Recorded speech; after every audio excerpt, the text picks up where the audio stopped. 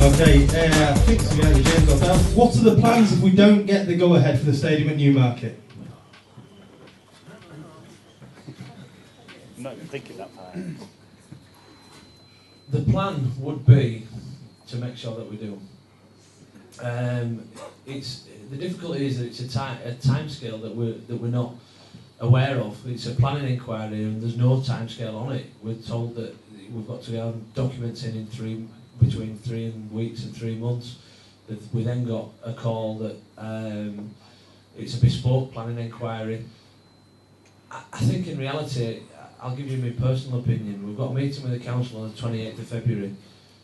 There's got to be some common sense at that meeting, and I'll be asking as many questions until they kick me out of the room, until they tell me exactly where we are with our stadium, where we are with the planning, when they're going to tell us it's going to happen, if we are to pissing in the wind. I couldn't think of another way to say it.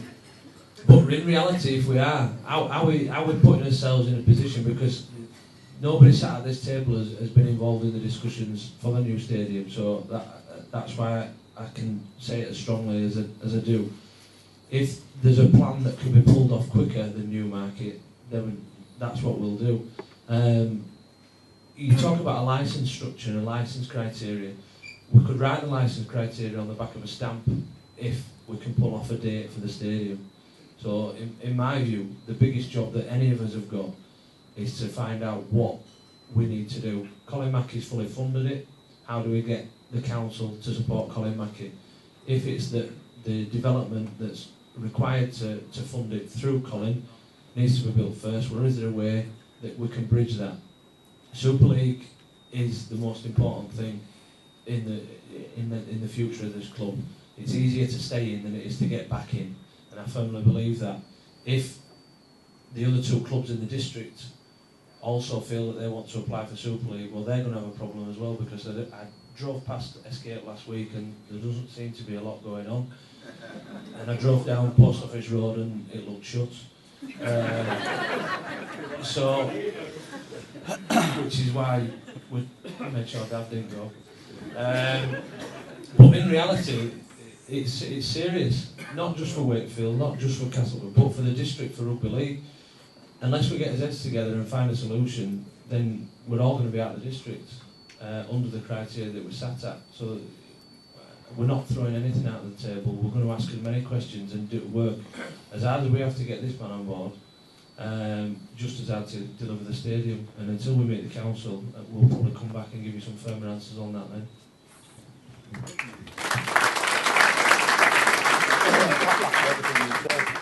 James, skiing, sledging and shopping going on. Just not much building, that's all. One for Dav. When will we know if Oakville is available for next year? I know we've touched on it already. And if we are there, will a bus service be available, as St Helens fans have got to visit witness? Well, I sent an email to Arriva. Unfortunately, they wouldn't speak to us until we was out of administration, but that is obviously the option that we're looking at, doing some partnership work with Arriva, and that's the honest answer to that. It's obvious that we're going to need some sort of park and ride scheme and transport across to Oakwell. So yeah, we're looking at doing that, but with the obvious problems that we had last week, that's what they said to me, and that's the honest answer to that. So yeah. Cheers, Dav. Okay, one from Darren Gill. Hello? Yeah, one from Darren Gill. What are the plans, positions, etc., that we're looking at to strengthen the team? Well, it's across the board basically, because as James has already indicated, the problem we've got now isn't financing the players coming in. It's the fact that a lot of players are already tied up and contracted to at least the end of this year, and that's both in this country and overseas. So basically what we've got to do is look around. You're all the time identifying players that we think would add to your squad, but it's the availability that's the problem. I mean, we're really pleased to get Josh Griffin and Greg Johnson free from Huddersfield, and I think that had something to do with freeing someone up for poor old Fergie who's gone over there. And then, so those two became available, we snapped them up immediately. But the other two lads, Kyler Moore and Craig Harvey, we've had to bring in on a month's loan because they're obviously tied up at Leeds and Warrington respectively. And you know, I'd like to thank Leeds and Warrington for the help and cooperation with that. But that's the way it is at the minute. You can only obtain players if they're free to join you, and if they're not free to join you, we just can't do that. But we'll be keeping an eye out, we'll be monitoring things, we'll be seeing who becomes available overseas, who becomes available in this country, and trying to pursue that to improve our team. And I stated it in the press conference after the Castleford game, Millennium, we will be a better team in round 27 than we are in round 1. And I think you've already seen an improvement from round 1 to round 2. And the more experience these young players get exposed at that elite level, the better they'll become. And as long as our leaders dig in there and keep leading them as they did do down at Perpignan, we'll develop and we'll evolve, and we'll have a pretty tasty team, I feel, by the end of this season, and one worth hanging on to as well.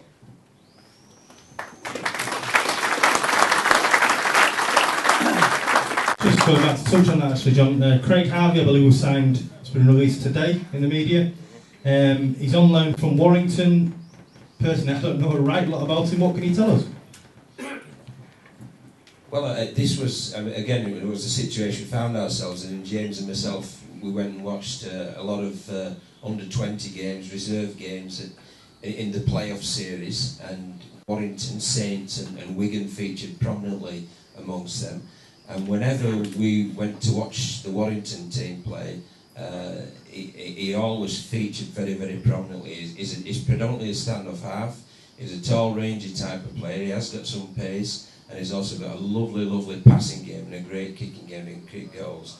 And he is a very exciting prospect. And we tried actually to sign him full time here, but then Warrington came in and offered him more money to stay there. And they see him as a long-term replacement for Lee Breers. But obviously, if we can sort of get into his ear and give him some first-team football here, and he plays well, you never know what's around the corner.